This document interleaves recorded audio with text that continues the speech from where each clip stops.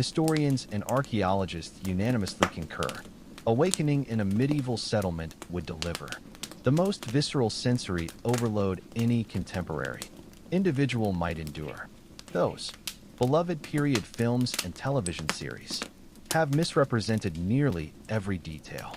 The truth of peasant existence wasn't merely challenging, it constituted a full spectrum onslaught on your senses that would compel even the most seasoned chrononaut to reconsider their decisions within moments. By the way, if you're relishing these accounts, I'd be immensely grateful for a thumbs up or subscription. Fascinated to discover where you're all tuning in from globally. So leave a comment, sharing your city and current local time. It's mind-blowing how audiences worldwide are dozing off to these tales. Alright, let's journey to Western Europe in the Middle Ages. Believe me, it'll be quite the adventure. But first, get settled. Seriously, fluff those cushions. Draw up that blanket tight. Where we're headed, you'll crave every comfort. So kudos to you. You've just come to in a 14th century hamlet at daybreak or thereabouts. You're not in a proper bed, nothing resembling your plush mattress back home. You're sprawled on a straw-stuffed sack on a dirt floor within a single-room dwelling. The prickly straw protrudes through the coarse fabric, jabbing your skin relentlessly. The initial assault? The stench. Not your morning coffee's aroma or sizzling breakfast scents. No, this is something else entirely. Wood smoke hangs thick and acrid, remnants of last night's hearth now just glowing remnants at the room's center. No chimney exists, just a crude roof hole where some smoke escapes. The rest lingers, stinging your eyes and coating your throat. Mingled with smoke is the musky odor of your housemates. You're not alone, perhaps. 8 family members share this space. The sour tang of unwashed bodies permeates, not by choice, but because bathing was a rare indulgence. And another scent lingers. Livestock, behind a flimsy wooden divider. Chickens cluck and a pig roots in the corner. Blinking, you struggle to adjust to the faint light, seeping through unglazed window openings shuttered with wood. Then the sounds register. A rooster crows nearby, soon echoed throughout the settlement. Outside, cattle low and sheep bleat as herds move to pasture. The village already stirs, wooden doors creak. Distant metal clangs as the blacksmith begins. Voices call across lanes. Inside, the household rouses. The matriarch revives the fire with expert hands, feeding twigs, until flames lick upward.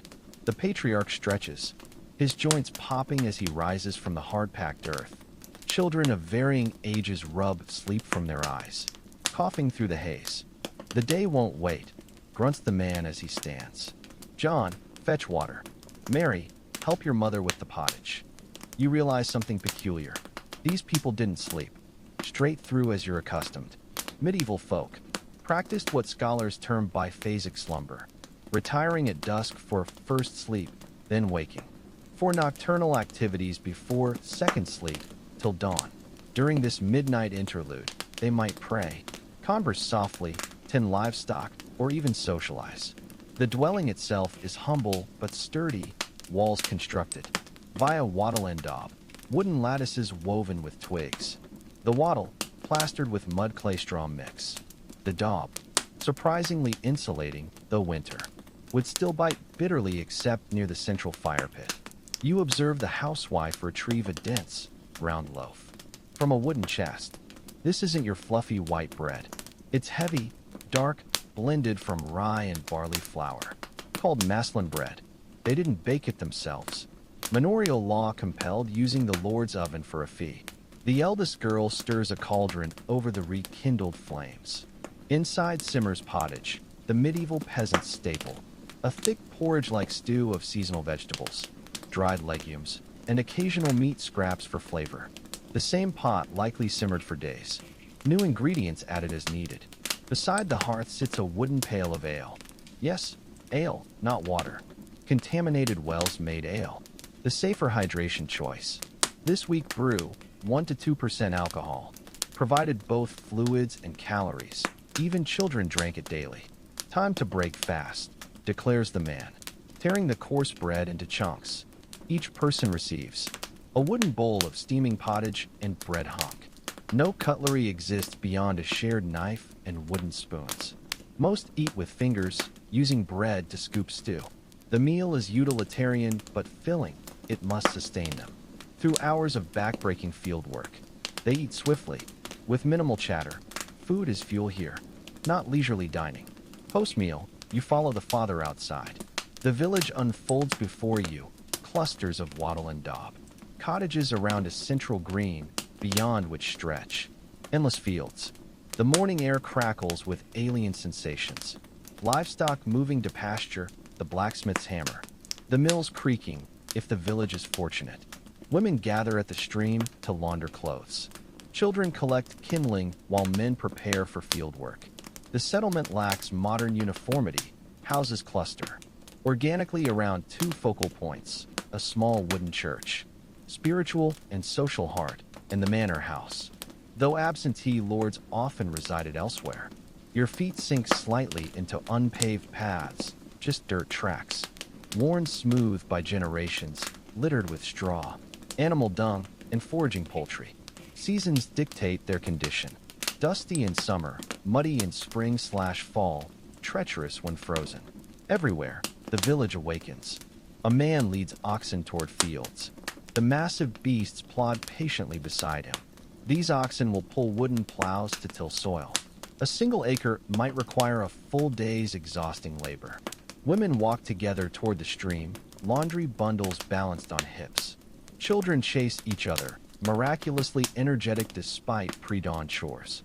What strikes you immediately is the absence of idle hands. Even toddlers have roles. A 6-year-old boy wields a stick. His day spent scaring birds from newly sown seeds. Girls his age mind younger siblings or learn wool spinning. Childhood as protected leisure doesn't exist here. Every capable person contributes.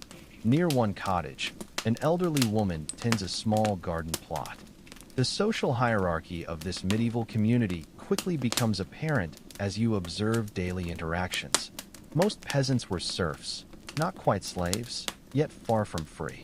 Legally bound to both the land they worked and the lord who owned it, they couldn't depart without permission, owing both labor and portions of their harvest. Some villagers, however, enjoyed freeman status, renting land while owing monetary rent rather than forced labor. These individuals moved with slightly more confidence, their marginally better clothing and occasional commands marking their elevated position. Now you stand at the edge of sprawling fields where the real business of medieval survival unfolds. Unlike modern farms with their regimented rows, these fields resemble a patchwork quilt from above, irregular strips of cultivated earth. This peculiar arrangement, called the open field system, ensured equitable distribution of both fertile and poor soil among families. Notice how 1/3 lies barren, remarks a sun-leathered peasant woman following your gaze. The earth needs rest like we do. Plant the same plot yearly, and soon nothing thrives. This 3-field rotation represents medieval agriculture's brilliant innovation. The arable land divides into 3 massive sections, one for winter crops, wheat/rye sown in autumn, another for spring planting, barley/oats/vegetables, while the third lies fallow to regenerate. Each year, the fields rotate responsibilities. Last year's fallow becomes winter crops, winter fields transition to spring, and spring plots take their rest. This ingenious cycle prevented soil exhaustion while disrupting pest cycles, medieval sustainable farming centuries before the term existed. Presently, your attention fixes on a field where a team of oxen strains against a wooden yoke, dragging a primitive plow through stubborn soil. The iron-tipped implement barely scratches the surface as a second man leans his full weight on the handles, forcing deeper penetration. Progress is agonizingly slow. A single acre might consume an entire day's backbreaking effort. A boy no older than 10 marches alongside, wielding a long switch. "Gee up, you stubborn brutes," he scolds, tapping a lagging ox's flank. Despite his youth, he handles the massive animals with startling competence, generational knowledge in action. Behind the plow team, a work gang wields hoes and rakes, breaking clods turned by the plow. Their movements speak of years repeating this motion, backs permanently bent, hands calloused beyond recognition, faces leathery from endless sun exposure. The sheer physicality overwhelms you. Every calorie produced demands exponential human/animal effort. No engines, no hydraulics, just muscle against earth. The energy equation is brutally unforgiving. One failed harvest means starvation. "John, the team's drifting west," shouts a gray-bearded supervisor. The boy instantly corrects the oxen's path. Another lesson absorbed in this living classroom, where skills transfer through observation and practice, not textbooks. Their tools, though primitive, prove remarkably effective. Beyond the plow, you note, wooden hoes with iron edges, grain sides with elegantly curved blades, flails for threshing, two wooden rods connected by leather, beating grain from stalks. Most implements feature wooden handles with minimal metal, precious commodities in this iron-poor world. Nearby, women crawl between rows, fingers expertly distinguishing crop from wheat. One works with an infant strapped to her back, the baby miraculously sleeping through heat and motion. Their conversation carries across the field. "Marjorie, how fares your mother?" "Better today. The fever broke last night." Even during grueling labor, information flows through this human network. No newspapers or social media. Just oral transmission rippling through the community. Not all work focuses on grain. Beyond the fields, a shepherd tends grazing sheep, their wool providing crucial income. Foragers gather wild herbs and berries from forest edges. Women weave cloth on outdoor looms between chores. The forest itself represents both resource and restriction. Most woodlands belong to the lord or crown. Unauthorized tree felling brings severe penalties. Yet villagers retain customary rights to collect firewood, forage edibles, and graze pigs on acorns. Suddenly, the church bell tolls sext midday. All activity pauses momentarily. Some cross themselves, others simply stretch aching spines. "Dinner time," declares an elder, propping his hoe against an oak. Here, dinner means the midday meal. Workers congregate in shady spots, unpacking simple provisions from cloth bundles. More of that dense maslin bread, perhaps cheese or dried meat for the fortunate, and earthenware jugs of weak ale. You join a family beneath an ancient tree. The father portions bread carefully, children first, himself last. They eat mostly in silence, conserving energy for afternoon labor. "Will we finish the north field today?" asks a boy of about 12. "God willing," his father replies. "If not today, then tomorrow." His tone carries patient acceptance. Nature dictates timelines here, not clocks. Some tasks simply require however long they take. As they eat, you study their hands, living records of their existence. Children's palms already bear calluses. Mothers' fingers stay permanently stained from wool dyeing. Fathers' hands resemble gnarled roots, shaped by decades of gripping tools. Elsewhere, other specialists ply their trades. Downstream, women pound laundry on rocks in rhythmic percussion. The blacksmith's hammer rings steadily, his forge producing everything from plowshares to nails. The miller grinds grain at the watermill, his position envied yet distrusted. Does he skim extra flour? After the brief respite, work resumes, slower now, conserving dwindling energy. The sun beats mercilessly, making headscarves and sweat-soaked tunics universal. What strikes you is the communal approach. During harvests, the entire village might collaborate, moving family to family to prevent crop losses. This collectivism contrasts starkly with modern individualism. Here, survival demands interdependence. Watch Thomas sharpen his scythe. A father instructs his son. Lightest touch in the village. The boy studies as the old man's whetstone glides along the blade. Masterclass in motion. Livestock labor alongside humans. Oxen pull plows and carts. Horses, rarer and costlier, serve the nobility. Chickens provide pest control and eggs. Dogs herd sheep and guard homesteads. Even pigs serve multiple roles, foraging waste into next winter's protein. Suddenly, shouts erupt. A cart's wheel sinks axle deep in mud. Immediately, nearby workers abandon tasks to help, some digging, others heaving shoulders against the frame.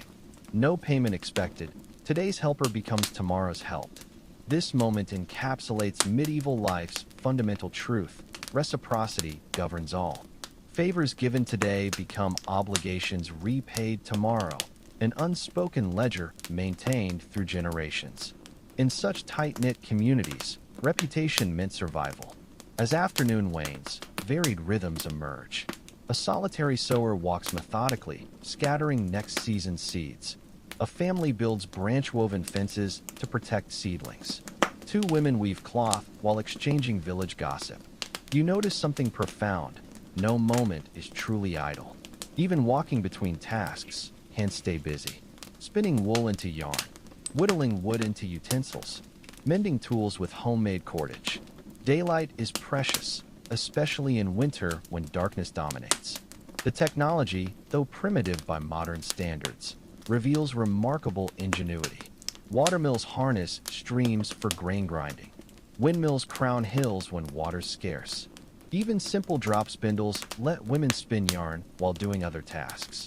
This is medieval multitasking, maximizing every waking moment. A woman catches your attention. She's using a distaff, a stick holding raw wool, and spindle to create thread. Her fingers move hypnotically, drafting, twisting, winding, all while walking. This perpetual background task produces thread for all clothing and textiles, each garment representing months of such labor. Another reality strikes: the ever-present wild frontier. Forests just beyond the fields harbor wolves, boars, and outlaws. The boundary between civilization and wilderness remains thin and dangerous. As if summoned by thought, shouts erupt. A boy races from the tree line. Wolves at the south pasture. Instantly, men grab scythes and axes, sprinting toward the threat. Women herd children inside. Within minutes, a defensive line forms. Firebrands, tools, and barking dogs creating a noisy barrier. The men return later, breathless but triumphant. Drove them off empty-handed, announces one proudly. The sheep are safe, for now.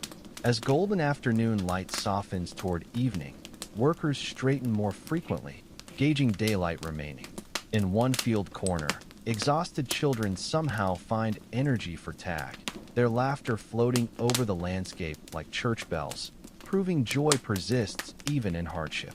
Soon, villagers will trudge homeward for evening meals and final chores before darkness falls. But for now, they continue their ancient dance with the land, coaxing life from soil using little beyond wooden tools and collective will. These fields surrounding you represent an achievement modern minds often overlook. Without soil science or weather apps, these medieval farmers developed sustainable systems supporting surprisingly dense populations year after year. Their methods honed through centuries of observation, trial, and oral tradition. As the workday wanes, you can't help but feel newfound respect.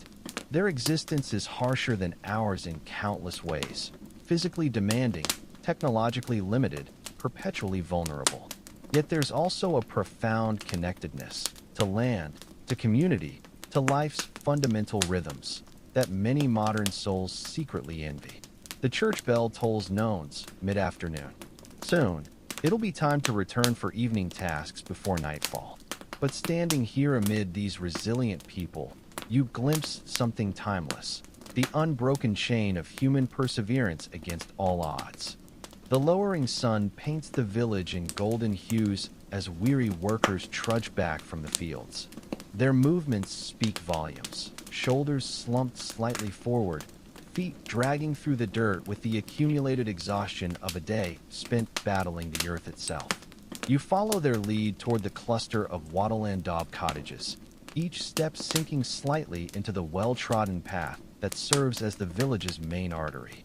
From this vantage point, the settlement reveals its true character, not the romanticized thatched roof postcard of storybooks, but a living organism shaped by generations of necessity. The church's squat stone tower dominates the skyline, its solidity contrasting sharply with the ephemeral wooden structures surrounding it. This is likely the only permanent building in the entire village, a testament to the church's central role in medieval life. "My great-grandfather helped raise those stones," murmurs an old man noticing your gaze. There's pride in his cracked voice, the kind that comes from deep roots in a single place. The layout defies modern urban planning. Cottages cluster haphazardly around the church and slightly removed manor house, like iron filings drawn to magnets of power. Narrow lanes twist between buildings, following no discernible pattern beyond the organic flow of decades of foot traffic. The air carries a complex perfume, wood smoke from multiple hearths, the earthy musk of livestock, and beneath it all, the ever-present tang of human sweat and chamber pots. You nearly trip over a rooting pig before sidestepping a gaggle of geese. Animals are everywhere, not neatly confined to barns, but integrated into daily life. Chickens peck at insects near doorways, goats nibble weeds along fence lines, and dogs of indeterminate breed lounge wherever patches of sunlight fall. This constant animal presence would shock modern sensibilities accustomed to sterility, but here it's simply part of existence, no more remarkable than the dirt beneath your nails. The blacksmith's forge still glows orange despite the fading light. Inside, a burly man hammers a glowing iron bar into submission, each strike sending sparks dancing across the packed earth floor. He pauses just long enough to wipe soot from his forehead with a forearm already mapped with old burn scars, the occupational tattoos of his dangerous craft. Tools of his trade hang from every available surface. Hammers, tongs, punches, each representing countless hours of skilled labor. Next door, the mill's massive water wheel creaks as it turns, powered by the same stream women used for laundry this morning. The rhythmic splashing provides a counterpoint to the blacksmith's metallic percussion, medieval industry's soundtrack. Inside, flour dust coats every surface like ghostly snow, and the air carries the comforting aroma of freshly ground grain. "Mind your step," calls a woman emerging from the bakehouse, clutching a steaming loaf. Villagers don't bake at home. The communal oven ensures consistent results while preventing fires. Each family's bread bears distinctive scoring to prevent disputes, though suspicions about loaf sizes still fuel gossip. The well at the village square serves as both water source and information hub. Women gather here with wooden buckets, exchanging news while waiting their turn. Their hands never sit idle. One cards wool while another mends a tunic sleeve, proving that in medieval life, even downtime is productive. Children's laughter draws your attention to a muddy clearing where they've invented a game involving sticks and a ball of rags. Unlike modern kids with scheduled activities, these children organize their own amusements between chores. A boy of about 8 carries a toddler on his hip with the casual competence of someone who's been babysitting since he could walk himself. Near the stream, women pound laundry against smooth rocks in a rhythm that's probably older than the village itself. Their arms move with practiced efficiency, the wet fabric making satisfying slaps against stone. One pauses to rub her lower back. Even this mundane task carries physical costs after hours of repetition. You notice something peculiar about the villagers' clothing. While superficially similar, long tunics for men, draped dresses for women, subtle variations hint at status.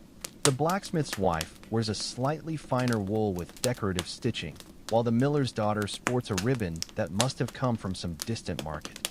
These small luxuries speak volumes in a world where most own just 2 outfits, one for work, one marginally better for Sundays. As evening deepens, the village transitions into its nighttime rhythm. Cows low their way homeward, their udders full and swinging. A boy herds them toward a shared enclosure. Only the wealthiest families can afford private barns. The animals represent walking savings accounts. Losing one to wolves or thieves could mean financial ruin. Inside the cottages, women stoke cooking fires while men repair tools by fading light. The evening meal, typically the day's most substantial, bubbles in cauldrons. Tonight's pottage might contain precious bits of salt pork or bacon, a rare protein boost after months of winter austerity. The scent of onions frying in rendered fat, makes your stomach growl despite earlier reservations about medieval cuisine. "Fetch the ale, Marjorie," directs a matriarch as she stirs the pot. Even children drink the weak, nourishing brew, water being too risky despite the village's apparently clean well. You notice how carefully she portions ingredients, measuring by eye and experience rather than cups or scales. Recipe books don't exist here. Culinary knowledge passes mouth to ear through generations. Outside, the elderly gather on logs to enjoy the day's last warmth. Their gnarled hands move ceaselessly, carving spoons, braiding rope, or simply kneading aching joints. These elders represent the village's living memory, repositories of weather lore, planting wisdom, and family histories stretching back beyond living memory. Winter of '88, now that was cold, wheezes one old-timer. Froze the millstream solid for 6 weeks. His companions nod. This story's been told before, but ritual demands its retelling as seasons change. Near the forge, younger men congregate to discuss tomorrow's work. Their conversation reveals the village's hidden structure, who owes which labor to the Lord's domain, which fields need urgent attention, whose ox team will be available for plowing. This is medieval project management, oral, decentralized, but remarkably effective. As dusk surrenders to night, the village's soundtrack shifts. The blacksmith's hammer falls silent, replaced by the chirping of crickets and occasional owl hoots. Families retreat indoors, not just for meals, but because darkness brings real danger. Without streetlights, a moonless night is pitch black. A misplaced step could mean a broken ankle or worse. Inside the cottages, firelight flickers against walls, casting exaggerated shadows. The evening meal is a quiet affair, not the boisterous family dinners of modern imagination, but a functional refueling. Bowls are scraped clean, every calorie precious. Afterwards, brief moments of leisure emerge. A father tells a familiar folktale, a mother sings while mending, children play with simple dolls made from corn husks. Then comes the ritual of securing the house for night. Embers are carefully banked. Rekindling a dead fire from scratch is laborious. Doors get barred with simple but effective wooden beams. Livestock brought indoors for safety stir restlessly in their corner. The family kneels for evening prayers, formulaic Latin phrases whose meaning few fully understand, but whose rhythm comforts nonetheless. As you settle onto your straw pallet, the darkness becomes absolute. No LED glow from appliances, no distant streetlights, just the faintest red ember glow from the hearth. The house's nighttime sounds take center stage, the rustle of straw as someone shifts position, the contented grunts of the corner-pinned pig, the occasional cough or sleepy murmur. Outside, the medieval night unfolds in ways modern people rarely experience. Without light pollution, the Milky Way blazes so brightly it casts faint shadows. Villagers know these stars intimately, not as celestial objects for astronomers, but as practical guides for planting and navigation. The constellations mark seasons more reliably than any calendar. This is when medieval life reveals its deepest paradox. The very constraints that make existence so challenging also create profound connections. To the land, through daily interaction with soil and weather. To community, through shared labor and interdependence. Even to time itself, measured not in minutes, but in natural rhythms. As sleep finally claims you, the village's last waking soul, perhaps the baker stoking tomorrow's oven, extinguishes their light. For a few precious hours, the medieval world rests, gathering strength to greet the dawn's insistent demands once more. The first hints of dawn creep through the cottages, smoke whole as the village stirs from its collective slumber. That distinctive medieval morning soundtrack begins anew, straw rustling as sleepers shift, the wet snuffles of livestock anticipating feed, and the inevitable coughs from lungs still irritated by yesterday's hearth smoke. You blink awake to see the household matriarch already kneeling at the hearth, blowing gently on last night's embers. Her practiced hands add kindling with surgical precision. Too much, and you waste precious fuel. Too little, and the fire dies. Success comes as tiny flames lick upward, casting jumpy shadows that make the cottage's rough walls seem to breathe. "Up with you," she murmurs to a dozing child while stirring a pot of overnight oats. The sun won't wait for sluggards. This morning ritual feels strikingly different from yesterday's disorientation. The smells that initially assaulted you, wood smoke, animal musk, unwashed bodies, now register as simple background notes. Your modern sensibilities have begun adapting, though the primitive chamber pot in the corner still gives you pause. Outside, the village emerges from darkness like a photographic print developing in solution. Shapes solidify first: the church's angular silhouette, the blacksmith's forge, the hulking outline of the communal bread oven. Then colors seep in as light strengthens: the rich brown of freshly turned earth, the faded red of a patched tunic, the impossible green of new spring grass. A young girl skips past carrying a wooden pail, her bare feet kicking up dew. "Morning, mister," she chirps, already at work despite the hour. Children here transition from play to labor with seamless fluidity, one moment chasing butterflies, the next collecting eggs with solemn responsibility. You follow her toward the well, where a queue is forming. The water-fetching ritual reveals subtle social hierarchies. The blacksmith's wife gets nods of deference, while a widow at the back receives pitying glances. Conversations flow as buckets fill. "Did you hear? Tom the Thatcher fell from Widow Agnes' roof yesterday. Praise the saints he lived. We can't spare good Thatchers with spring storms coming." News travels fast in this human internet where every interaction is a data packet. The village operates as a single organism.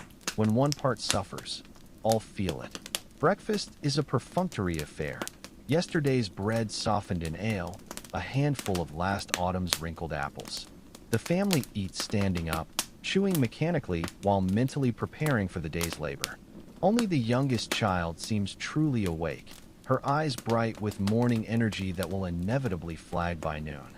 "To the fields," announces the father, wiping his mouth on his sleeve. The same phrase uttered by generations before him, in the same tone of resigned determination. But today's work differs from yesterday's plowing. Spring's advance means new tasks: fence mending along the grazing commons, sheep shearing preparations, and most crucially, the first sowing of cold-resistant crops. The village blacksmith has been busy overnight. A pile of repaired tools lies gleaming by his forge. You watch as a farmer tests the balance of his reforged scythe, nodding approval before handing over 2 eggs as payment. This is medieval economics, barter and obligation woven tighter than any wattle wall. Near the mill pond, women kneel in a circle processing wool. Their hands move in hypnotic rhythm, sorting, washing, teasing fibers.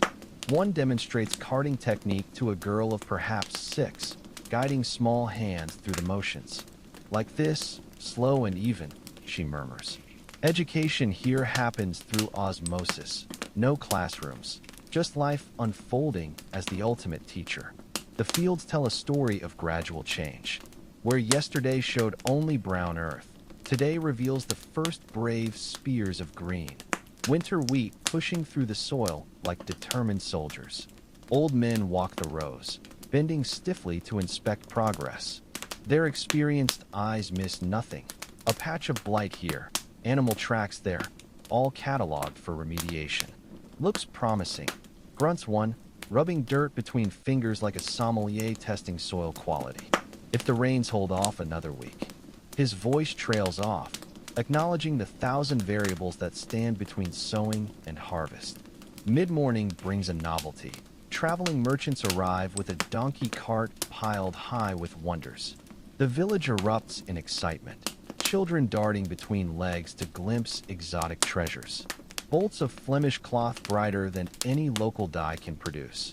Glass beads that catch the sunlight like captured rainbows. Iron tools from German mines, sharper and more durable than local smiths can forge. The haggling begins immediately, with intense negotiations conducted in a mix of languages and hand signals. A young mother barters 2 years' worth of saved chicken eggs for a single steel needle. Such is the value of quality tools in this world. You notice how differently villagers engage with commerce. Unlike modern shoppers browsing aisles, every purchase here represents careful strategy. What can we spare? What provides most long-term value? That cooking pot costs 6 months' wool production. Is it worth the sacrifice? By noon, the merchants continue onward, leaving behind a village subtly transformed. Some homes now possess rare luxuries: a length of silk ribbon, a polished knife, a clay jug with actual glaze. More importantly, they carry news from distant places, word of wars, plagues, and political intrigues that might eventually ripple into their quiet lives. The afternoon unfolds in work songs. Women sing while spinning wool, their melodies keeping time like metronomes. Men chant rhythmic verses during fence building, the words coordinating their hammer strokes. Even children's games incorporate singing, memory aids disguised as entertainment. As shadows lengthen, you notice subtle signs of spring's progress absent yesterday. Buds swelling on apple trees, frogs croaking in the mill pond, the first hardy wildflowers dotting meadow edges. The village responds instinctively. Gardens get turned, fishing nets are mended, winter storage areas cleared for new crops. Dusk brings an unexpected celebration. A neighbor's son has returned from apprenticeship in the distant town. His new skills as a scribe elevate the entire family's status. The communal oven produces special bread, while someone miraculously produces a skin of actual wine. As stars emerge, the village gathers around the largest hearth. The returned youth reads a letter from the local lord, a rare moment of literacy's power made visible. Faces glow in firelight as he translates the Latin into common speech, the words granting permission to expand grazing lands. In that moment, you glimpse medieval society's fragile beauty, the way joy is seized whenever possible, how small victories become communal triumphs, why hard lives can still brim with purpose. The celebration winds down naturally. No clocks dictate bedtime here. Families drift homeward, some pausing to admire the spectacular Milky Way display overhead. Inside cottages, final chores await: banking fires, securing livestock, whispering evening prayers. As you settle onto your straw pallet, the village's nighttime sounds tell their own story. An owl's hunting call, the mill wheel's endless rotation, the contented sighs of people who've squeezed every drop from daylight. Tomorrow will bring fresh challenges, but for now, in this quiet darkness, the medieval world rests. A blood-red sunrise stains the thatched roofs as the village wakes to ominous silence. No roosters crowing, no cattle lowing. Something's terribly wrong. "Sweet Jesu, protect us," gasps a woman clutching her shawl. The miller's teenage son staggers into the square, his face a grotesque mask of weeping pustules. The pox has come to Hartfield. Within hours, the village transforms into a tableau of medieval horror. The healthy barricade themselves indoors while the afflicted writhe on straw pallets, their feverish moans seeping through cottage walls. The air reeks of vinegar, uselessly sprinkled for purification, and the metallic tang of fear. You witness the village priest, a simple man barely literate himself, moving between hovels with grim determination. His stole hangs crooked as he administers last rites to a family of 5 lying together in final sleep. In nomine Patris, his voice cracks when the youngest, a girl of about 4, coughs up bloody phlegm onto his robe. The medieval understanding of disease reveals itself in desperate measures. Bunches of sage smolder in doorways to purify the air. A traveling barber bleeds a screaming farmer with rusty lancets. Old Agnes the midwife prepares her infamous plague cakes, bread dough mixed with pigeon droppings and pressed to boils. By noon, the death toll reaches 14. Makeshift biers line the churchyard as the gravedigger, himself coughing ominously, struggles to keep up. With no understanding of contagion, well-meaning neighbors cluster around the dying, unknowingly sealing their own fate. The manor house stands conspicuously silent. The lord's family fled to their other estate at first rumor of sickness. Only their steward remains, nailing quarantine notices to doors already marked with red crosses. His hammer blows echo like doom through deserted lanes. As dusk falls, the surviving villagers enact a desperate ritual. Led by the priest, They parade the parish's most sacred relic, a splinter of the true cross, through the blighted streets.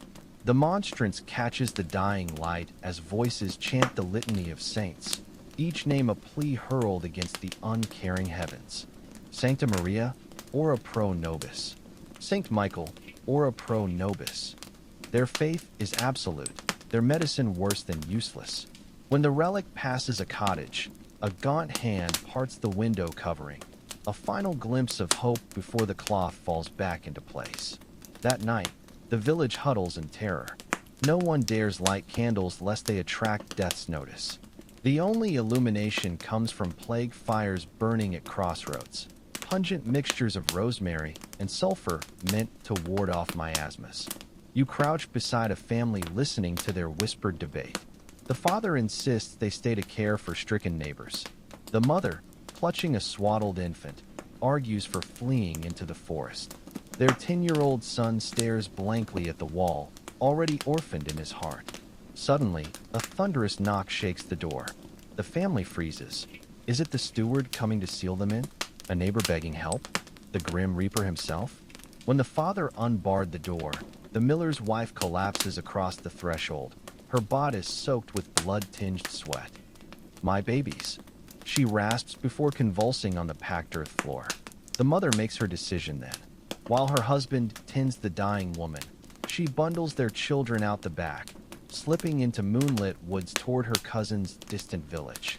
You'll never know if she survives the journey. By week's end, Hartfield becomes a charnel house. Half the population lies buried in mass graves barely deep enough to deter wolves. The remaining able-bodied, those not tending sick relatives, burn contaminated bedding and slaughter plague-ridden livestock. The stench of burning flesh mingles with the ever-present smoke of funeral pyres. In the abandoned church, a single candle flickers before the statue of Saint Roch, patron of plague victims. The carved stone eyes seem to weep as wax drips onto a pile of hastily written wills, crude X-marks from dying peasants bequeathing their meager possessions. On the outskirts, a new horror emerges, a feral pack of plague dogs, former household pets turned scavengers. Their howls punctuate the night as they dispute ownership of uncovered bones. Yet amid the devastation, glimmers of medieval resilience persist. The blacksmith, though feverish, still repairs tools between coughing fits. The brewer's widow continues supplying ale, now laced with dubious, protective herbs. Even in death's shadow, life's practical necessities demand attention. The crisis peaks on a rain-lashed night when lightning illuminates a macabre procession. 6 survivors dragging a cart piled with corpses toward the burning pit. Their lanterns swing wildly as the wheels catch in mud, spraying contaminated water onto their already doomed bodies. When dawn finally breaks over the silent village, an eerie normalcy returns. Birds sing. A miraculously uninfected cow lows for milking. The watermills will turns, though no one comes to grind grain. In the end, the plague's departure proves as inexplicable as its arrival. The steward's records will show Hartfield lost 47 of its 93 souls, lucky compared to villages completely erased from the map. As the survivors emerge blinking into sunlight, their first act isn't mourning, but pragmatic triage, harvesting untainted crops before rot sets in, repairing collapsed roofs, reburying shallow graves disturbed by animals. Grief must wait.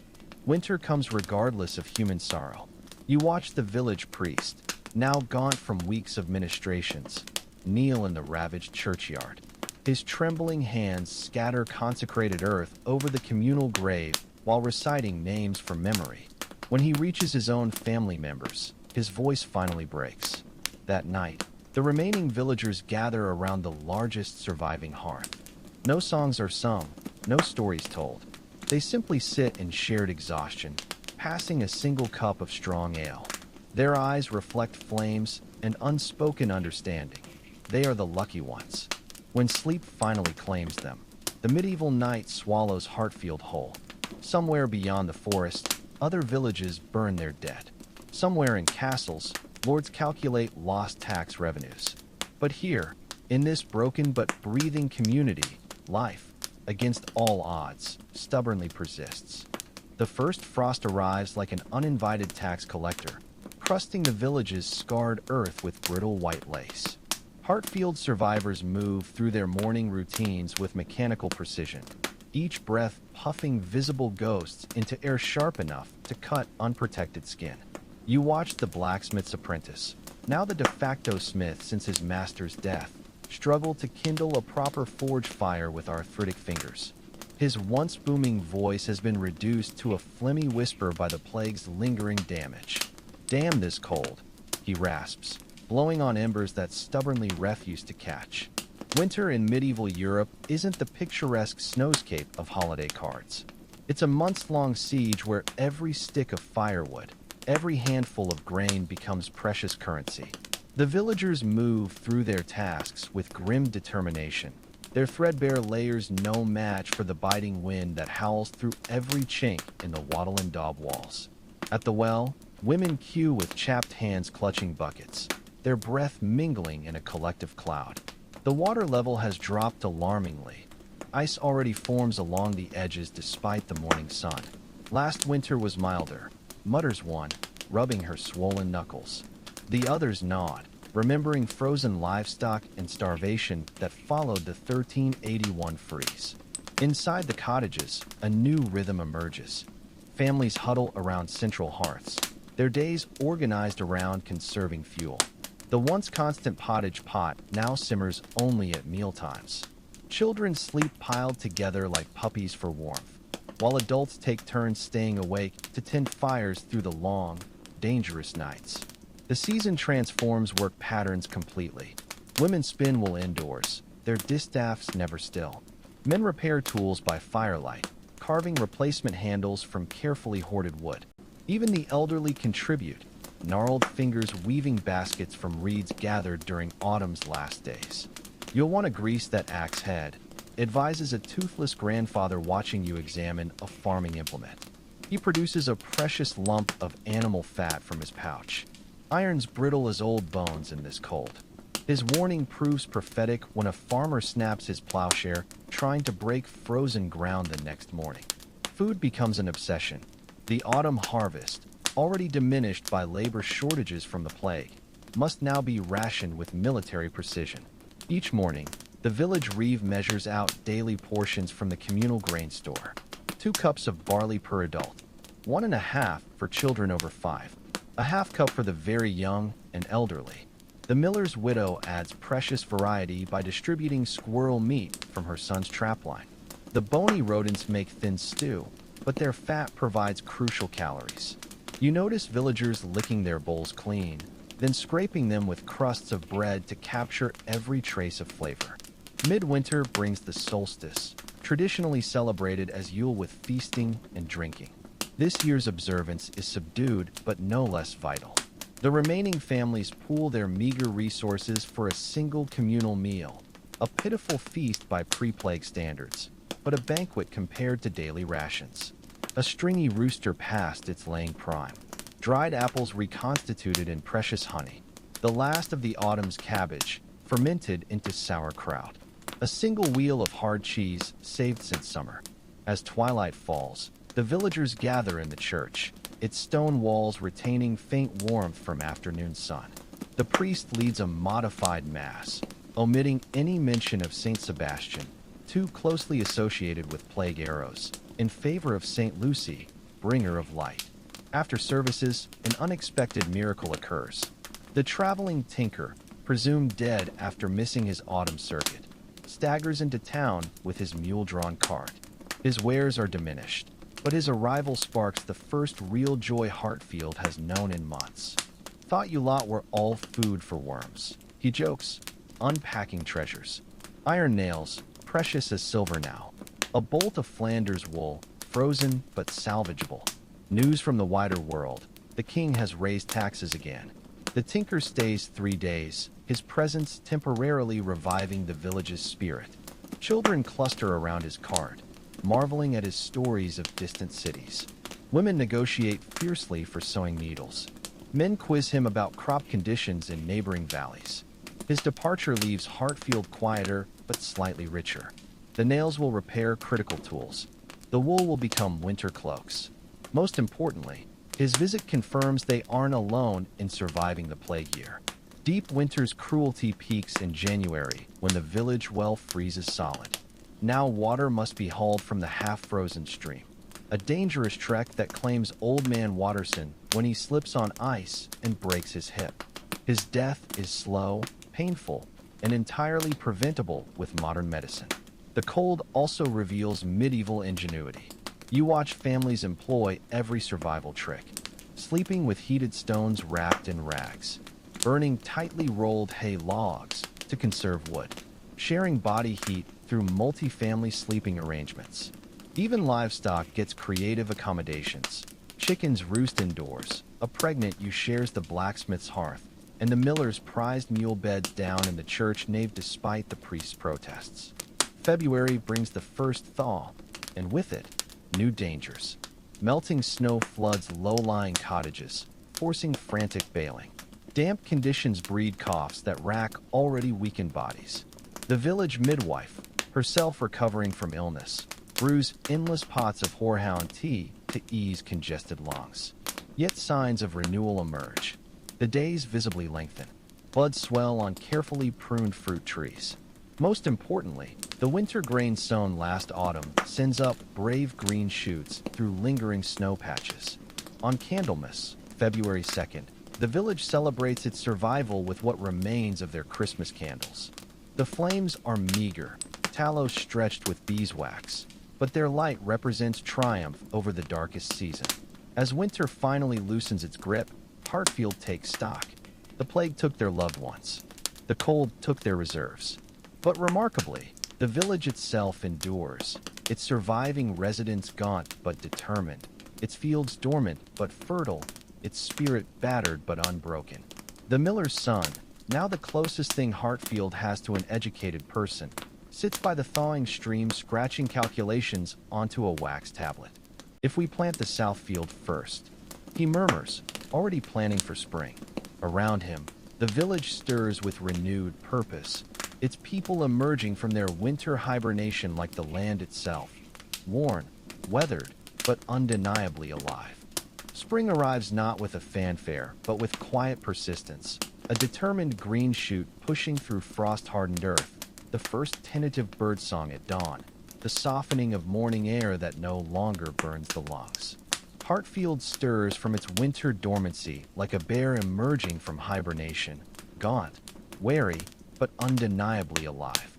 The village reeve walks the fields with a critical eye, his calloused fingers testing soil consistency. Plowing starts tomorrow, he announces, and the words ripple through the community like a spark through dry tinder. After months of indoor confinement, even backbreaking fieldwork feels like liberation.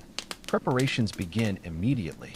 The blacksmith's forge glows red-hot as he repairs plowshares dulled by last autumn's frantic harvest. Women sort through seed collections saved from better years, each handful representing careful selection across generations. Children are dispatched to gather winter-killed branches for kindling, their laughter ringing through the woods for the first time in months. You join a work party retrieving the communal plow from its winter shelter, a massive oak and iron contraption requiring 8 oxen to pull. The wood is weathered but sound, the metal parts carefully greased against rust. As you help lift it, you realize this single tool represents the village's collective investment, more valuable than any family's meager possessions. Mind to share, cautions an old farmer as you position the plow. That iron cost 3 years' wool profits. His tone conveys what everyone knows. In a post-plague world with fewer skilled smiths, such repairs become exponentially harder. The first furrow cut feels ceremonial. The plow team starts at the eastern boundary, their oxen straining against the yoke as the blade bites into earth still cold from winter. Village boys run alongside, placing stones to mark each turn. This meticulousness ensuring no strip of precious arable land goes unused. By noon, the rhythm establishes itself. The oxen's steady plod, the creak of wooden yokes, the occasional shouted command. Women follow behind, broadcasting seed with the practiced swings of those who've done this since childhood. There's no waste, no carelessness. Each grain represents potential survival. Amid the fieldwork, signs of renewal multiply daily.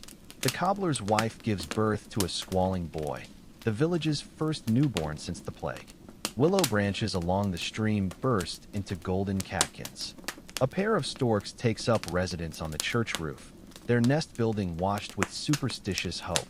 Even the air changes. Wood smoke now mingles with the earthy scent of turned soil and the faint sweetness of early blossoms.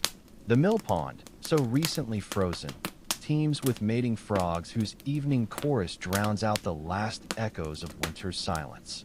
Yet the shadow of loss persists.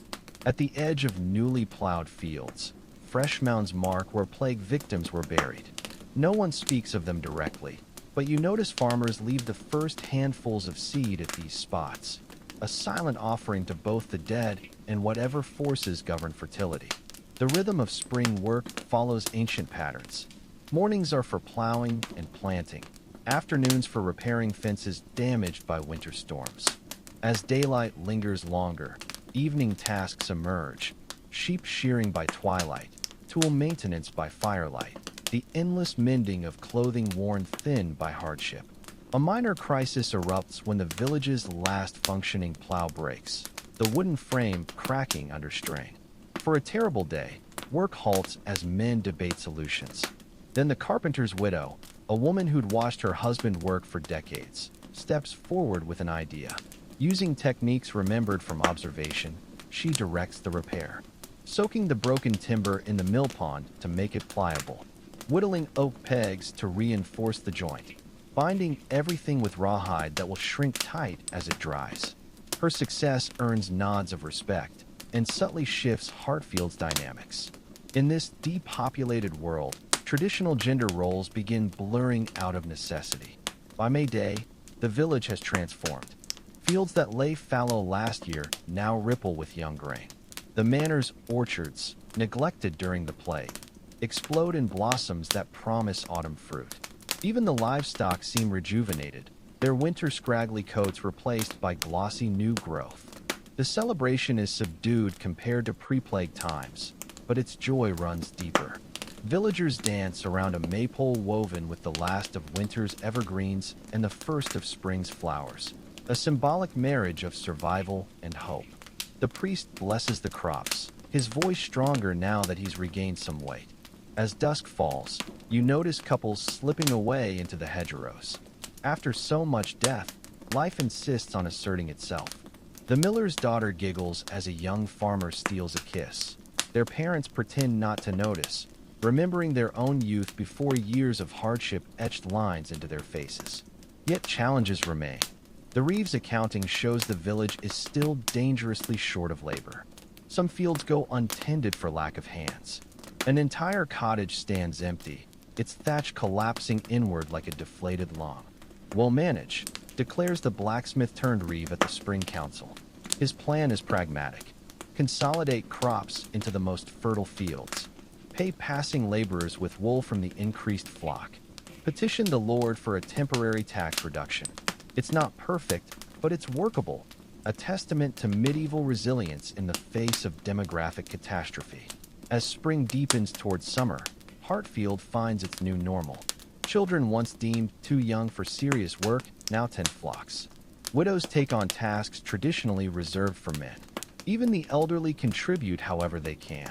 A blind man spins wool by touch, his fingers still nimble, though his eyes failed years ago.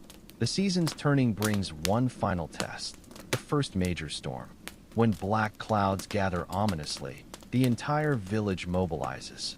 Farmers pile extra stones along fragile field edges. Women secure shutters against hail. Children herd livestock into sheltered pens.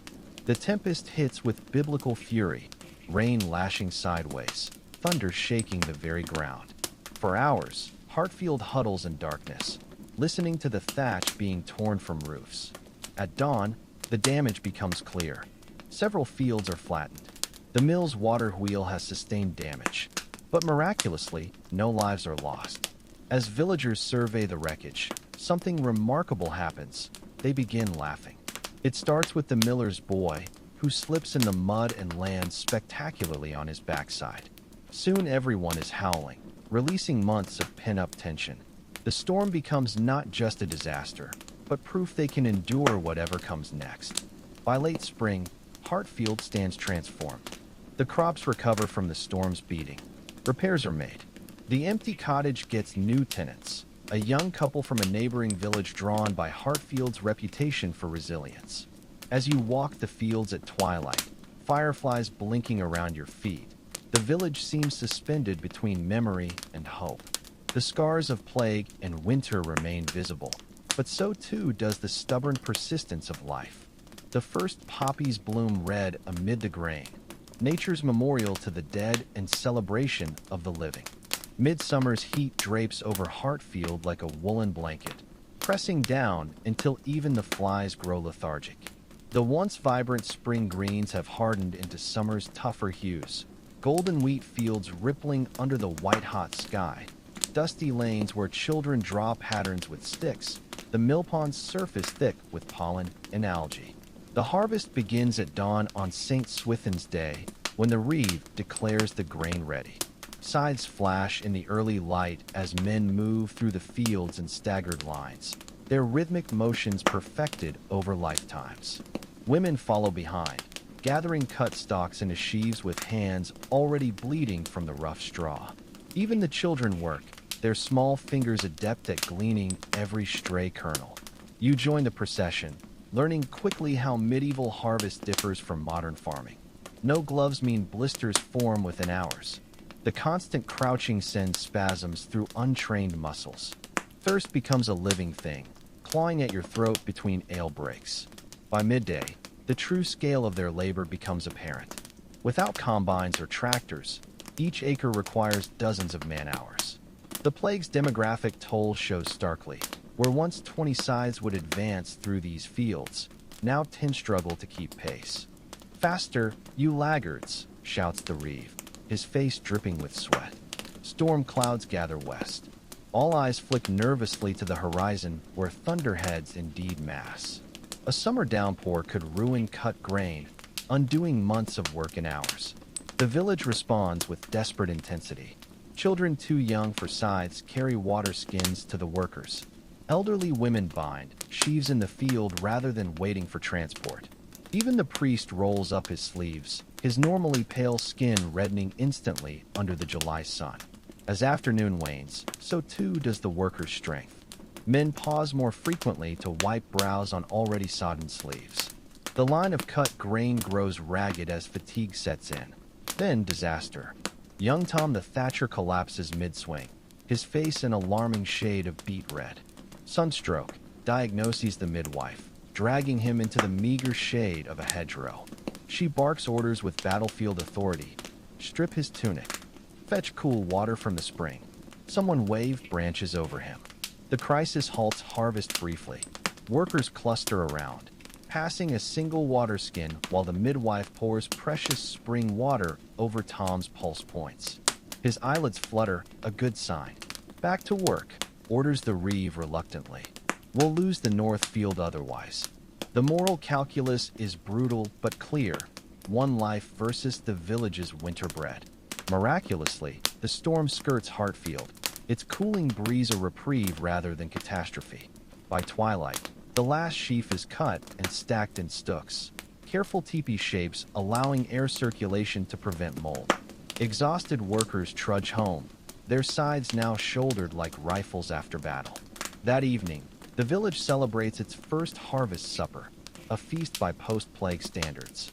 Fresh bread, made from last year's surviving grain. A stew containing the season's first young vegetables. A surprise haunch of venison, reward for boys who caught rabbits pillaging the fields. The mood is lighter than it's been in months.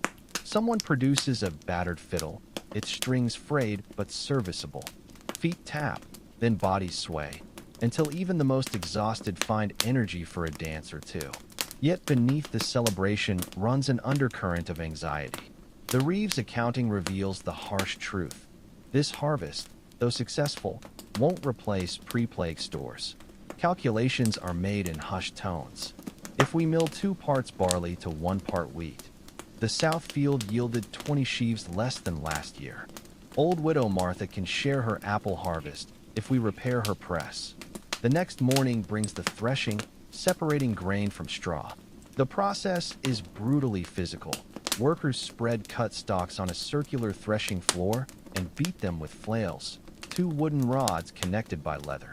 Dust fills the air, coating lungs and turning workers into ghostly figures. Children winnow the results, tossing mixtures of grain and chaff into the air where breeze carries off the lighter husks.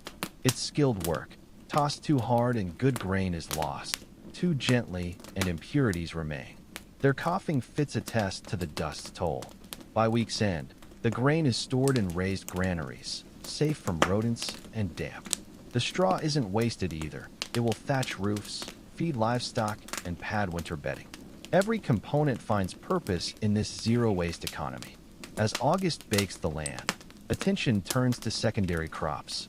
Women harvest flax along the stream banks, its fibrous stems destined to become linen. The process is laborious, retting, soaking the stalks to loosen fibers, then painstakingly separating strands by hand. One good tunic takes a summer's work, explains a weaver, her fingers moving ceaselessly. You watch as she spins the fibers into thread using a drop spindle, the whirling weight mesmerizing in its simplicity and efficiency. Meanwhile, men tend the orchards, pruning, grafting, and beginning the early fruit harvest. The village's few beehives are raided carefully, just enough honey taken to sweeten winter meals while leaving sufficient stores for the bees' survival. Mid-month brings the sheep shearing, a raucous event combining hard work and festival. The entire village turns out to wrestle bleeding sheep into submission, clip dense wool fleeces in single pieces, treat minor cuts from struggling animals, separate wool by quality and color. The best fleeces will become clothing. Middling quality makes blankets. The coarsest will become felt or insulation. Even the oily lanolin isn't wasted. It's saved for making salves. As summer wanes, the rhythm changes again. Mornings grow cooler, dew lingering until midday. The frantic pace of harvest gives way to more measured preparations. Grain is ground slowly at the mill as needed. Fruits are dried on woven racks. Herbs hang from cottage rafters in fragrant bunches. The season's final test comes unexpectedly. A band of hungry travelers appears at the edge of town. Gaunt and desperate, they're victims of failed harvests further north. Medieval hospitality wars with self-preservation as villagers debate what to do. In the end, Christian charity prevails, barely. The strangers are given one night's shelter in the church, a meal of pottage thickened with extra grain, directions to the next village. They depart at dawn, taking nothing but leaving behind something precious, confirmation that Hartfield has regained enough stability to be charitable. As summer's last day fades, the village gathers to watch the sunset from the harvested fields. The reeve makes a rare speech, his voice rough with emotion. We've survived plague, winter, and harvest. Whatever comes next, we face it together. Around the communal fire that night, hands are clasped briefly, a silent pact between survivors. The flames cast their light on faces that have aged years and months, yet somehow found strength they never knew they possessed. Above them, the first autumn stars glitter cold and bright, indifferent witnesses to human resilience. Autumn arrives with a fanfare of crimson leaves and wood smoke, the crisp morning air carrying the scent of ripe apples and damp earth. Hartfield prepares for its most crucial season, not just harvesting nature's bounty, but preserving every scrap against the coming winter. The village moves with urgent purpose, each day a race against the dying light. The apple harvest begins at dawn on Michaelmas, when the reeve's wife, keeper of the village's agricultural calendar, declares the fruit perfectly ripe. Ladders lean against gnarled trees as villagers climb carefully, their baskets filling with the season's treasure. "Mind the spurs," calls the miller's son, pointing to the wicked protrusions on older branches that can tear flesh. Everyone works with practiced efficiency, no modern safety nets here, just calloused hands gripping rough bark. Bruised apples go into the cider press immediately, while flawless specimens are wrapped in straw for winter storage. You join the pressing crew, learning the medieval way. Apples crushed under a massive wooden wheel, turned by donkey power. The pulpy mash layered with straw in wooden racks. Precious juice draining into oak barrels where it will ferment into hard cider. It's back-breaking work. The donkey resists. The racks require constant adjustment, and sticky juice attracts every wasp in the county. But the reward is worth it. Barrels of liquid gold that will provide crucial vitamins during winter's bleak months. Meanwhile, the butchering season reaches its peak. Pigs fattened on forest acorns meet their end swiftly behind the tannery. Nothing is wasted. Meat salted or smoked in the communal chimney. Blood collected for black pudding. Intestines cleaned for sausage casings. Even bladders become storage vessels. The tannery becomes a hub of activity as hides are processed using methods unchanged for centuries. You watch as workers scrape fat and flesh from skins with curved knives. Soak hides in oak bark solutions for months. Pound in fish oil for waterproofing. The stench is unbelievable. A putrid cocktail of rotting flesh, tannins, and waste that clings to clothes and hair. Workers joke that newly tanned leather isn't properly aged until it stops making bystanders gag. As October deepens, the village's rhythm shifts again. Mornings begin in darkness now, with workers carrying lanterns to the fields for the final vegetable harvest. Root crops, turnips, parsnips, carrots, are carefully dug and stored in underground clamps lined with straw. The last wheat stubble is burned, its ashes scattered as fertilizer. Children follow with baskets, collecting any overlooked ears, a medieval version of quality control. Their finds are meager but symbolic. Every grain represents insurance against hunger. Preparations for Martimas, November 11th, dominate the village's attention. This slaughter festival marks winter's official arrival, when any livestock unlikely to survive the cold months meets its fate. The calculations are brutal but necessary. Better to preserve limited fodder for breeding stock and strong workers. The feast that follows is Hartfield's last celebration before winter's isolation. Fresh blood, pudding sizzling on griddles.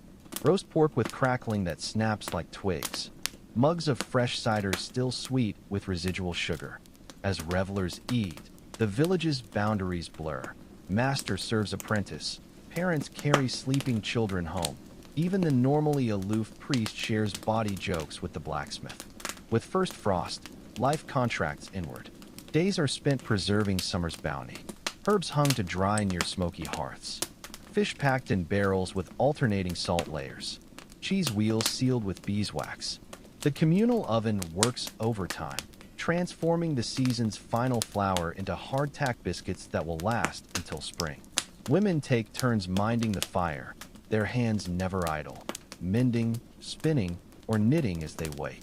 November's rains transform lanes into muddy rivers.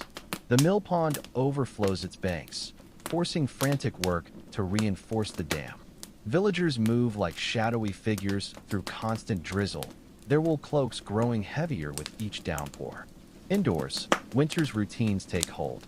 Families cluster around hearths, their evenings illuminated by rushlights. Simple torches made by dipping reed stems in animal fat. The flickering glow creates an intimate world where storytelling flourishes. And when the wolf sprang at young Tom, he swung his crook like so. An old shepherd demonstrates with his walking stick, nearly toppling into the fire. Children listen wide-eyed to tales of cunning foxes outwitting hunters, saints performing impossible miracles, ghostly apparitions haunting crossroads. These aren't just entertainments. They're the village's oral archive, transmitting values, history, and warnings to the next generation. As December arrives, so does the first real snow. Not the pretty dusting of storybooks, but a howling blizzard that drifts up to cottage eaves. The village vanishes beneath a featureless white blanket, its inhabitants tunneling between buildings like moles. The cold becomes a living adversary. Frost creeps up walls despite banked fires. Families sleep piled together like livestock, sharing body heat. Even chamber pots freeze overnight, requiring morning thawing by the fire, a malodorous chore no one volunteers for. Yet winter also brings unexpected beauty. On cloudless nights, the snow's cape glows under a full moon, its brilliance enough to read by. The northern lights dance overhead, an eerie phenomenon villagers interpret as angels preparing for Christ's birth. Christmas preparations provide welcome distraction. The women bake spiceless cakes from hoarded honey, craft nativity figures from carved turnips, sing Advent hymns while spinning wool. The men brew a special batch of barley beer, carve wooden toys for children, prepare the Yule log, an entire tree trunk meant to burn for 12 days. When Christmas morning dawns, the entire village attends Mass in a church so cold the priest's breath freezes on the air. The service is brief but heartfelt, a rare moment when hardship takes second place to hope. The following 12 days of Yuletide bring modest celebrations. Communal meals where families share their meager treats. Simple gift exchanges, a knitted scarf, a carved spoon. The lighting of the Yule log's remnants each evening. As the old year fades, villagers engage in curious divination rituals, peeling onions to predict next year's weather, dropping molten lead into water to foresee fortunes. The atmosphere is one of cautious optimism. They've survived this far. Surely the worst is behind them. On New Year's Eve, the Reeve makes his annual accounting. Around the flickering hearth light, he announces 3 births, 2 deaths, and 1 marriage this year. The grain store holds enough for 4 months if rationed. Our flock has increased by 12 head. The numbers tell a story of slow recovery, not prosperity, but stability regained. When the church bell tolls midnight, the villagers drink their last good ale and retire quietly. Tomorrow is just another winter day, but also the first of a new year, and with it, the promise of eventual spring. The new year creeps in like a cautious fox, its arrival marked not by celebration, but by the slow lengthening of days. January's grip remains unbroken, the village still buried beneath snowdrifts that glitter treacherously in the pale sunlight. Yet subtle signs whisper of change. Icicles dripping from south-facing eaves, the occasional plop of snow sliding from overloaded thatch. Inside the cottages, survival has become a science of small economies. Women measure grain with hands that shake slightly, not from fear, but from the effort of making 3 cups do the work of 5. Men repair tools with meticulous care, knowing replacement may be impossible. Even children adopt thrifty habits, licking bowls clean and saving bread crusts to soften in thin broth. The communal oven becomes Hartfield's winter lifeline. Villagers take turns baking their meager supplies, combining households to conserve fuel. You watch as a young mother kneads dough with blue-tinged fingers, her breath visible in the oven's heat. Her toddler clings to her skirts, whimpering with hunger she can't yet articulate. "Patience, little one," she murmurs, pressing a flour-dusted kiss to his forehead. "The bread needs God's time to rise." Her words carry the weight of generations who've endured winter's hunger. Mid-January brings the wolf moon, its eerie glow illuminating nights when predators grow bold. The village's remaining dogs bark incessantly, sensing unseen threats beyond the firelight. One morning brings grim proof. Bloody tracks circling Widow Martha's sheep pen, though miraculously the flock remains intact. "Praise St. Francis," mutters the old shepherdess, hanging a charm of rowan berries over the enclosure. Her practical additions, extra logs reinforcing the gate, ashes sprinkled to obscure scent trails, show medieval faith and pragmatism entwined. As the month wanes, so too do some villager strength. Old Tom the Thatcher takes to his bed with a rattling cough that echoes through the thin cottage walls. The midwife administers her remedies, honeyed thyme tea, mustard plasters, prayers to St. Blaise, but the outcome feels inevitable. His passing on Candlemas, February 2nd, follows medieval tradition. The body washed by same-sex neighbors. A penny placed over each eye for the death tax. Burial in a wool shroud to deter ghostly wandering. The funeral feast is meager but heartfelt, neighbors contributing precious bits of smoked meat and hardened cheese. As the grave dirt thuds onto the coffin, You notice the sexton's hands are bare despite the cold. When asked why, he shrugs. Gloves are for the living. February's thaw arrives with deceptive gentleness. Days dawn bright and clear, melting snow revealing the first brave snowdrops. But medieval peasants know better than to trust this fool spring. They point to the hedgehog still hibernating and the oak leaves clinging stubbornly to branches, nature's true forecasters. Sure enough, winter returns with a vengeance. The snowstorm hits at midnight, howling like the damned. By dawn, drifts block cottage doors completely. Families tunnel out to milk starving livestock, their lanterns barely piercing the whiteout. The crisis sparks innovation. The blacksmith devises snowshoes from willow branches and rawhide. Women string guide ropes between crucial buildings. Children are tasked with keeping pathways clear, their small bodies ideal for navigating the tunnels. Through it all, the church remains the village's spiritual and social anchor. Sunday services provide news from isolated households, opportunities to redistribute scarce resources, a rare chance to sing together, voices rising above winter's silence. One such morning, a miracle occurs. The traveling priest arrives on skis fashioned from barrel staves. His visit brings more than spiritual comfort. He carries letters from neighboring villages proving Hartfield isn't alone in its struggle. Lent approaches. He reminds the gaunt congregation.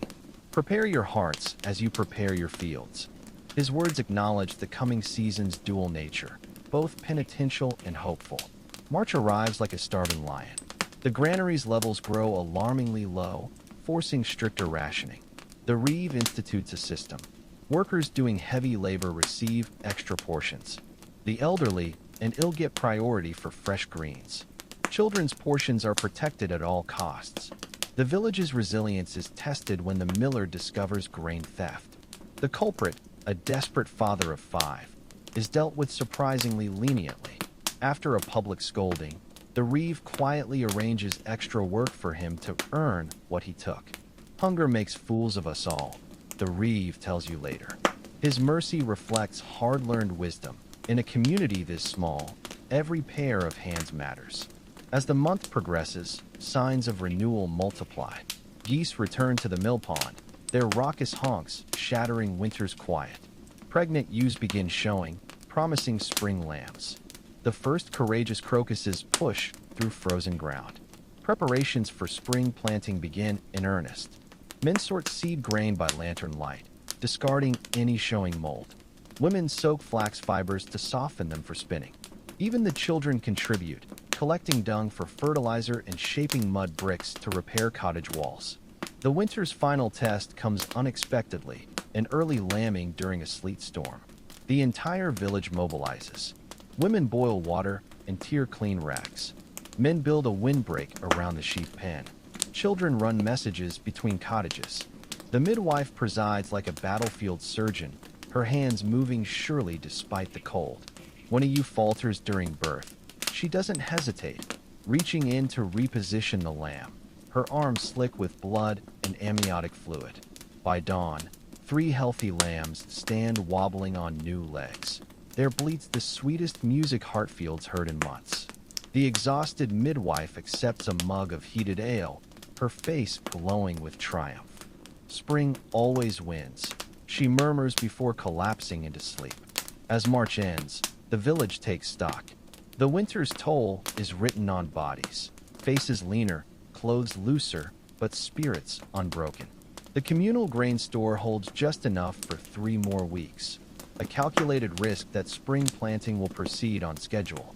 On the last evening of the month, the Reeve calls a rare gathering.